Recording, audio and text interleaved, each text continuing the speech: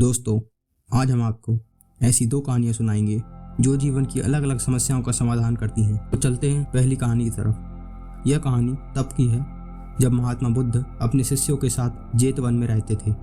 एक दिन उनके एक शिष्य चक्षुपाल उनसे मिलने आए। उन्होंने महात्मा बुद्ध से व्यवहार तथा गुणों की चर्चा की और अंत में वह महात्मा बुद्ध को प्रणाम कर वापस चले गए। चक्षुपाल अंधे थे। एक दिन आश्रम के कुछ शिष्यों ने कुछ मरे हुए कीड़ों को उनकी कुटिया के बाहर पाया और उन्होंने चक्षुपाल की निंदा करनी शुरू कर दी कि वह इतने निर्दयी कैसे हो सकते हैं, वह इन कीड़ों की हत्या कैसे कर सकते हैं। भगवान बुद्ध ने निंदा कर रहे उन शिष्यों को बुलाया और पूछा कि क्या तुमने चक्षुपाल को कीड़े मारते हुए देखा? तब शिष्यों ने नाम इशारा लाया। इस पर भगवान बुद्ध कहते हैं, जैसे तुम लोगों ने उन्हें कीड़े मारते हुए नहीं देखा, वैसे ही चक्षुपाल ने भी उन्हें मरते हुए नहीं देखा। तो फिर तुम कैसे कह सकते हो कि चक्षुपाल ने ही कीड़ों को मारा है? फिर शिष्यों में से एक शिष्य ने महात्मा बुद्ध से एक सवाल किया, भगवान, चक्षुपाल अंधे क्यों हैं? उनके किन पापों के कारण वे अंधे हो गए? फिर भगवान बुद्ध कहते हैं, चक्षुपाल जन्म से ही अंधे नहीं थे। एक अंधी स्त्री ने उनसे वादा किया कि यदि वे उसकी आँख ठीक कर देंगे तो वह स्त्री और उसका सारा परिवार उनके दास बन जाएंगे। चक्षुपाल ने स्त्री को ठीक कर दिया, पर स्त्री ने दासी बनने के भय से यह मानने से इनकार कर दिया कि वह अब ठीक हो चुकी है।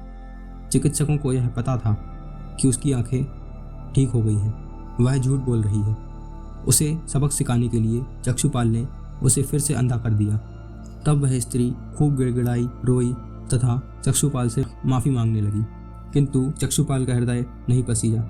इस पाप के फलस्वरूप उनकी भी आंखें चली गईं। दोस्तों, इस कहानी से हमें यह सीख मिलती है, यदि कोई हमसे छल करता है तो हमें उसे सबक सिखाना चाहिए, किंतु उसे सबक सिखाने के लिए इतने भी क्रूर ना बने कि जिससे आप पाप के भागीदार बन जाएं। चलिए बढ़ते हैं दूसरी कहानी की तरफ। एक बार बुद्ध से मलिक के पुत्र ने पूछा, भगवान, आपने आज तक यह नहीं बताया कि मृत्यु के उपरांत क्या होता है। उसकी बात सुनकर बुद्ध मुस्कुराए और बोले, पहले मेरी एक बात का जवाब दो।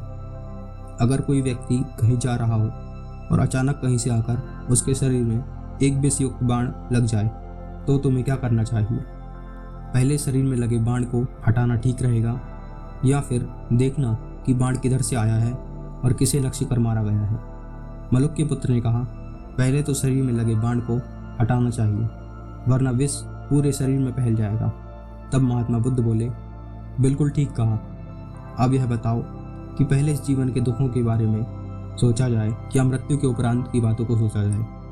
मलुक के पुत्र समझ गया कि बिना जीवन की समस्याओं का निवारण किए हम मृत्यु के उपरांत की बातों को नहीं जान सकते।